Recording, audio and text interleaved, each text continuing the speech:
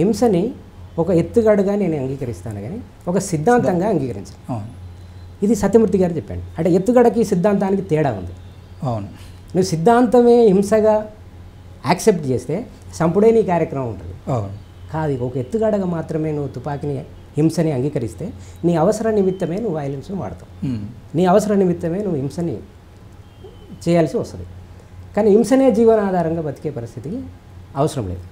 ఈ సత్యమూర్తి గారికి ఎక్కడి నుంచి వచ్చింది ఇది అని అంటే, ఫిలాసఫికల్లీ డాక్టర్ బాబాసాహెబ్ అంబేద్కర్ బౌద్ధాన్ని స్వీకరించినప్పటికీ అవసరమైనప్పుడు హింసను ఉపయోగించాల్సిన అవసరం ఉంటుందని చెప్పిన సంత్ తుకారాం చెప్పిన అహింస, బాబాసాహెబ్ అంబేద్కర్ చెప్పిన అహింస ఏంటంటే చెడును తుదబుట్టించేందుకు హింసని ఉపయోగించవచ్చు. అంటే హింసని మైండ్లెస్ మార్చి కాదు హింస, నీ సెల్ఫ్ డిఫెన్స్. ఓకే, ఆ సెల్ఫ్ డిఫెన్స్ కోసమే ఈ ఆయుధాలు అనేది అవసరం.